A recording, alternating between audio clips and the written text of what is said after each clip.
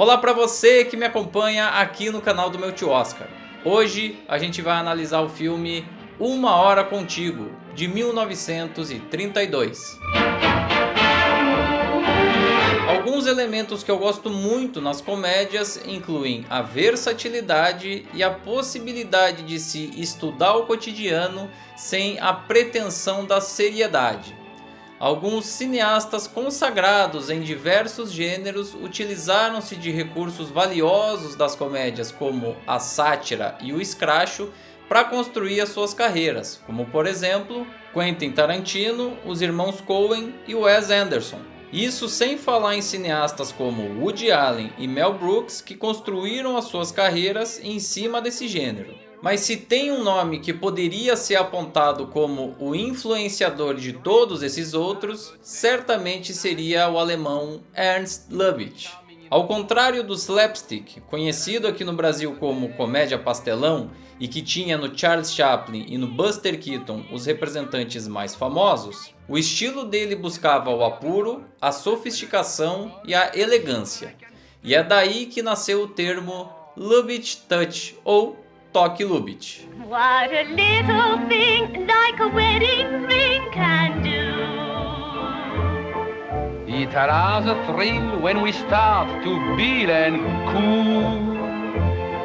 I can squeeze you here, I can squeeze you there, and I'm never told to handle with care. As comédias do Lubitsch têm sátira, têm malícia e têm crítica sim, mas tudo isso dentro de uma embalagem visualmente irretocável. O diretor tem controle total sobre a câmera, sobre o posicionamento dos atores e sobre a progressão da história, surpreendendo o público a cada novo filme. Se você acompanha o canal do meu tio Oscar há algum tempo, já teve a oportunidade de acompanhar a análise do filme Alvorada do Amor, de 1929, um musical que trazia a mesma dupla de protagonistas do filme que a gente está analisando hoje.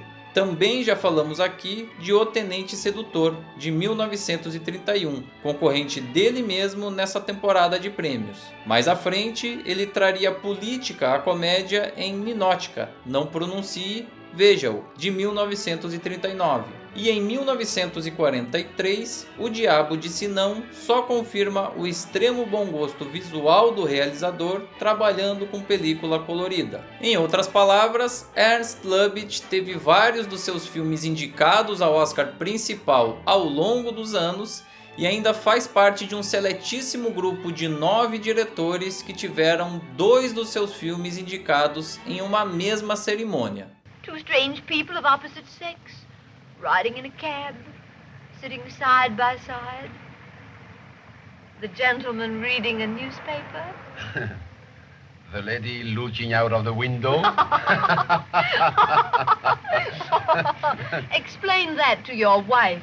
Uma Hora Contigo é mais uma comédia musical da carreira de Lubitsch, algo que ele inclusive fez muito nesse período. A produção é na realidade uma refilmagem de um filme dirigido por ele próprio em 1924, batizado aqui no Brasil como O Círculo do Casamento. Na história, marido e mulher levam uma vida normal até que a melhor amiga da esposa começa a dar insistentemente em cima do marido dela, provocando sérios problemas de relacionamento que incluem traição de ambos os lados. A premissa do filme é basicamente essa, bem simples mesmo.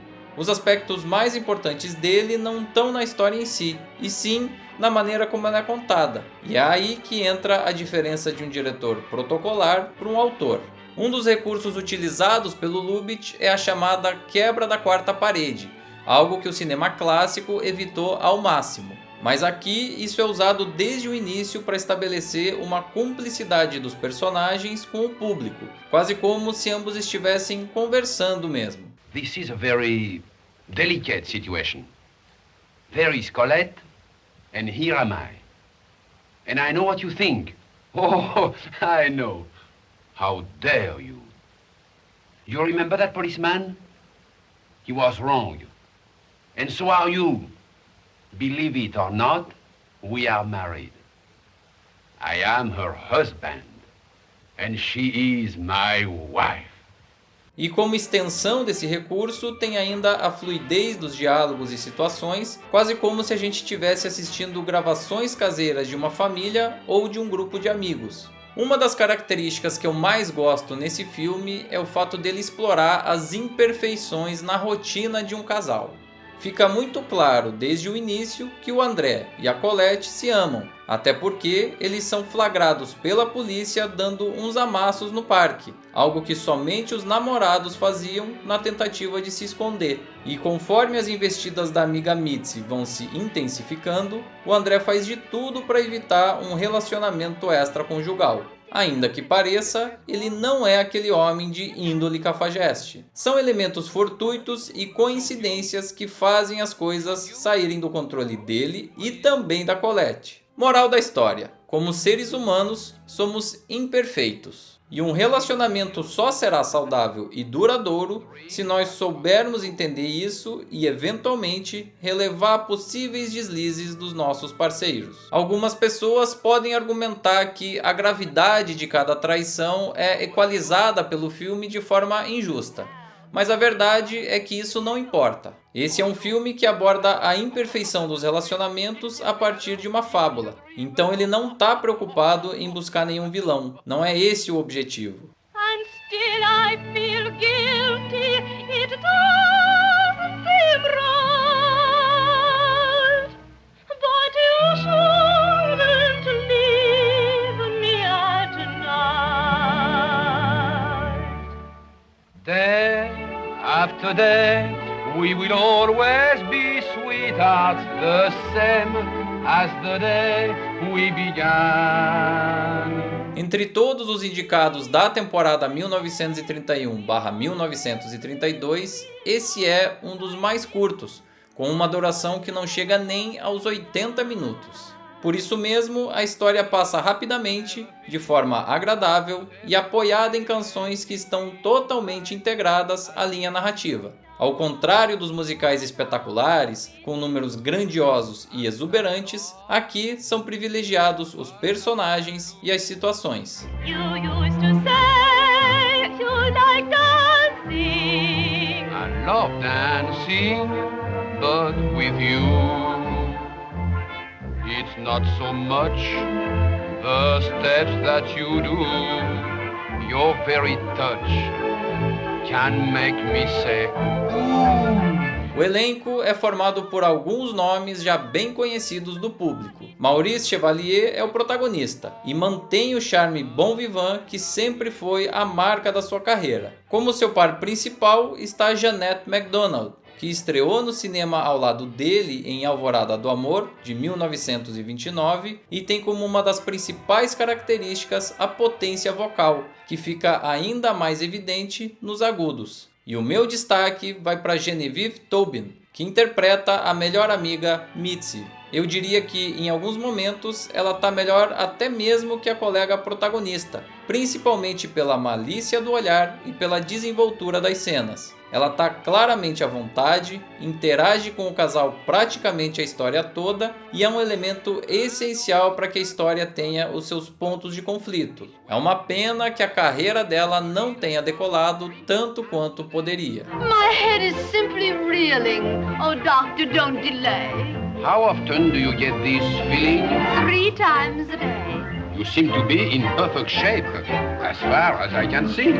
Are you a doctor or a saint? Hold me, please, I'm going to faint. You surely need attention. Do something right away. Now just take 2 of these in water 3 times a day. Os créditos desse filme registram um outro grande diretor da época, George Cukor, como um diretor assistente de Ernst Lubitsch.